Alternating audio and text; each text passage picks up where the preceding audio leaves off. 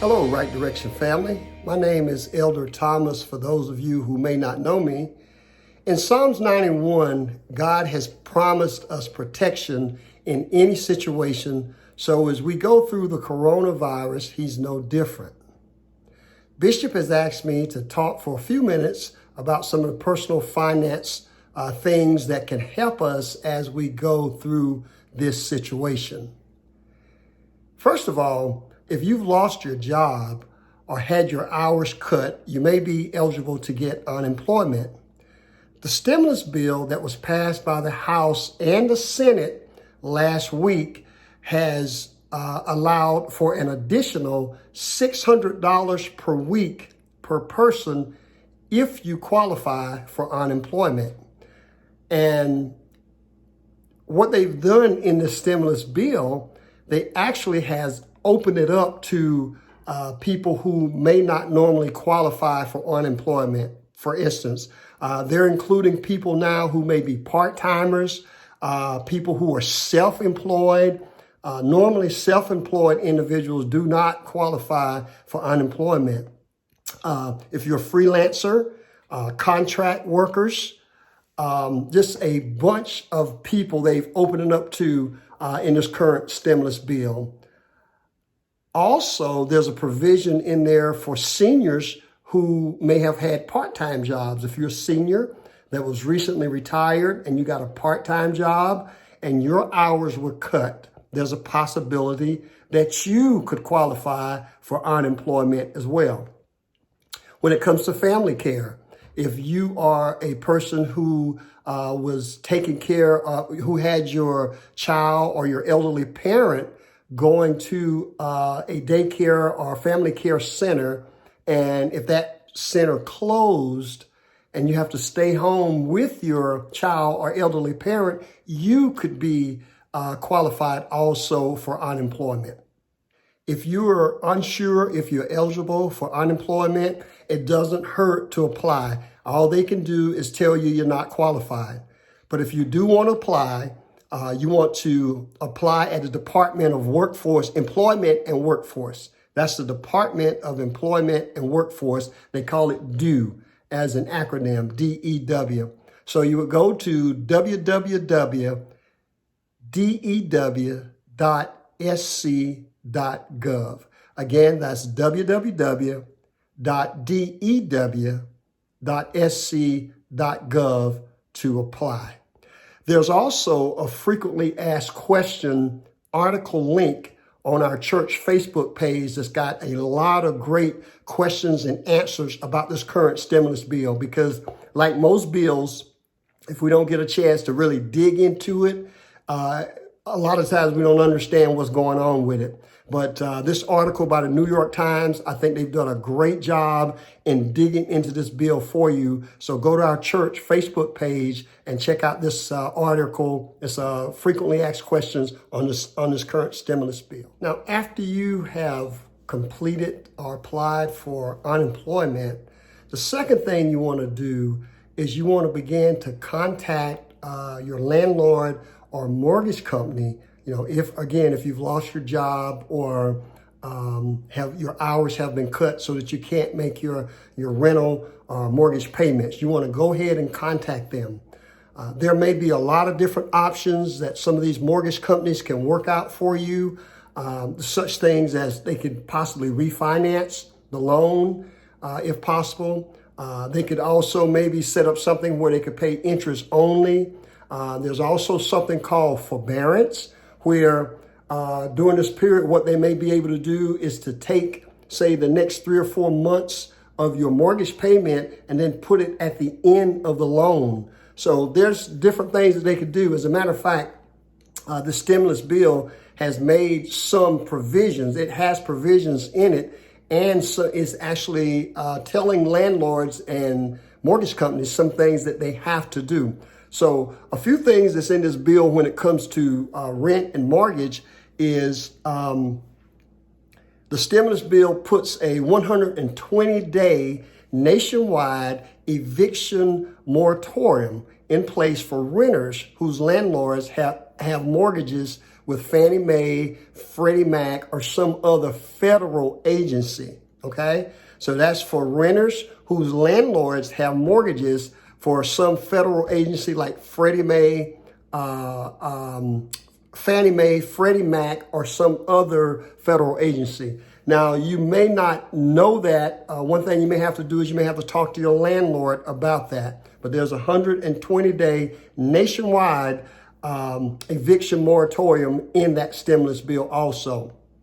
The bill states also that during the period between January 31st and continuing for 120 days after the end of the national emergency that the president declared, lenders and others should mark your credit file as current, okay?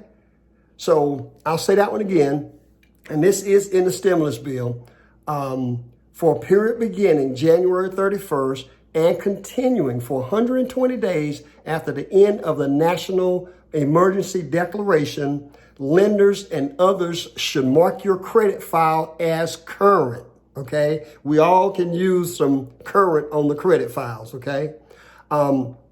Even if you take advantage of some type of payment modifications, they should not show you as missing a payment or behind on a payment. Credit agencies can make mistakes. So it's very critical that you check your credit report during this period.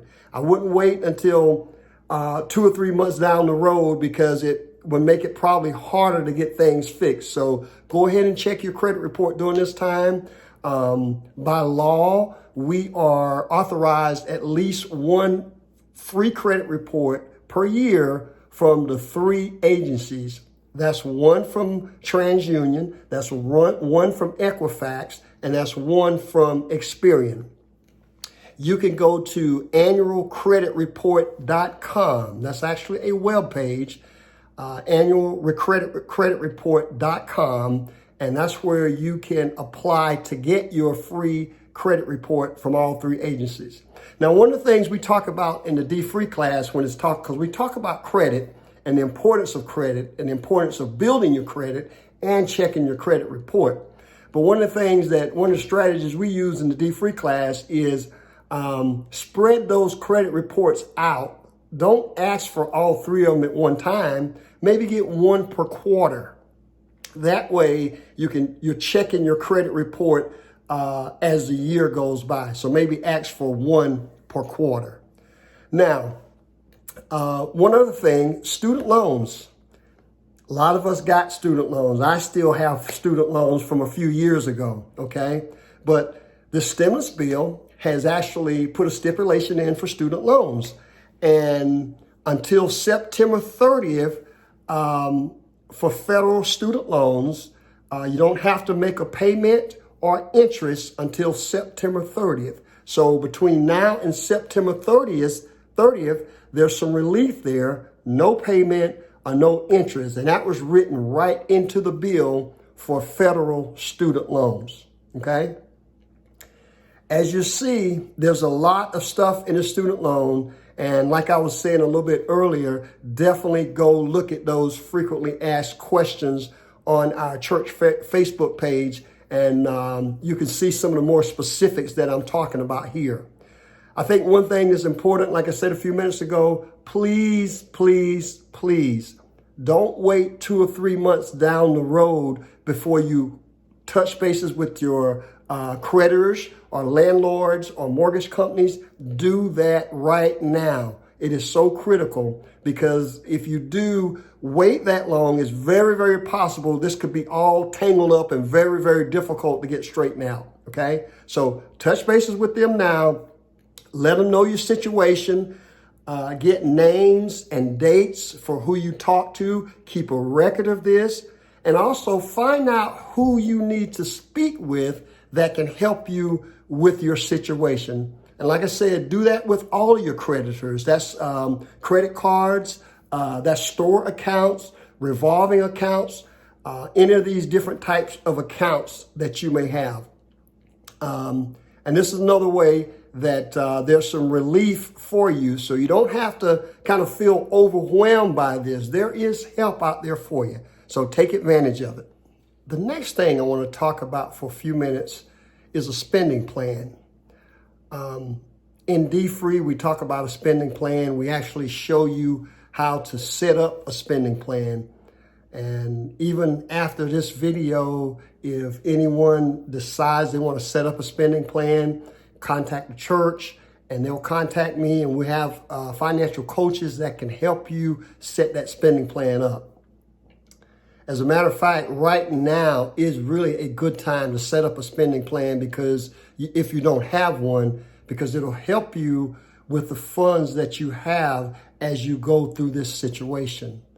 Like I said a few minutes ago, in D-Free, we encourage students to set up a spending plan. And there's several reasons for this. And I'll talk about a few of those reasons why that spending plan is so important.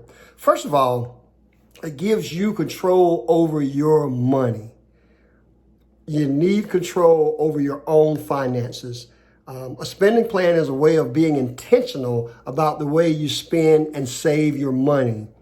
It is said that with a spending plan, you control your money and not money controlling you. The spending plan saves you the stress of suddenly having to adjust for the lack of funds because you didn't initially plan how to spend them. Been there, done that, doesn't feel too well. Another reason is it keeps you focused on your money goals as well. You avoid spending unnecessarily on items and services that's not contributing to your financial goals. And if you're working with limited resources, like a lot of us may be right now, a spending plan will make it easier to help you make ends meet as well. It makes you aware of where your money is going. Here again, in this time, if some of us have lost our jobs or our hours have been cut back, you need to know now more than ever where your money is going. So having a spending plan that helps you to see, there's just something about putting your finances down on paper and just looking at it. It gives you a different focus on where your money is going. Because I know when Margaret and I first did ours, we went through the D-Free class. Probably now, it's been years ago. We were some of the first ones that went through it when Joseph Single actually did it. And we went through, and we still use some of his stuff now in the D-Free class. But the first time I ever saw my finances down on paper like that, it really made a big difference, because you see where things are going. It makes a big difference. It helps you to organize your spending and your savings by dividing your money into categories of expenditures and savings. A spending plan makes you aware which category of expenditure takes which portion of your money. And with our D-Free spreadsheet that we actually give you when we help you to set up a spending plan, there is a category in there. There's a tab on that spreadsheet that actually has a list where the professionals say, for instance, about 30% of your total income should be spent on mortgage and household necessities like utilities and things like that. But that tab actually breaks down the percentages of your income and where they should go. And it's a nice little guide to have, but we give you that with the D-Free plan as well. Another thing that a spending plan does for you, it helps you to you can make decisions in advance about where your money will work for you or how it will work for you. You can make those decisions in advance. It enables you to save for expected and unexpected costs. We've got a tab on that spending plan, on that spreadsheet that we use. Let's say, for instance, if this is April, this is the 1st of April. So if your taxes and things like that come up once a year, there's actually a spreadsheet on that. There's a tab on that spreadsheet where you can actually see yourself saving the money. It's there month by month. If your taxes, for example, is say $500, You would break that down over 12 months, and you can actually see how much you're saving month by month. So that's a good thing that a spending plan does for you. It enables you to save for expected and unexpected costs, okay? It also enables you to communicate with your family about money. If you share your money with your spouse, family, or anyone, a spending plan can communicate how you use money as a group. This promotes and it teaches teamwork to the children as well. And creating a spending plan in tandem with your spouse will avoid conflicts and resolve personal differences on how money is spent. A lot of times, and we love to see this, we love to see when couples come through the D-Free class together because they both are sitting there getting the same knowledge. And we really, really love to see that. But sometimes we know that's not always possible. But at least if one spouse comes in that class and then takes that knowledge back to the family, that works as well. A spending plan, a few more things. It provides you with an early warning for potential problems. It'll help you to see potential problems in advance, which is a great thing, and be able to make adjustments before the problem appears. This spending plan will also help you to determine if you can take debt and how much, because one of the things that it does is it shows you as you are actually, it shows you for each category. The plan is broken down into categories, like for instance, your giving, your tithes, charitable giving, and then it's broken down into your home, like your mortgage, your utilities, your phone bill, anything to do with your home is broken down also by your automobiles, maintenance on your automobiles. But what it does is it shows you each category, what percentage of your money you're spending in that category. So you have a live percentage as you're actually doing that, and that will allow you to adjust any of those categories as needed.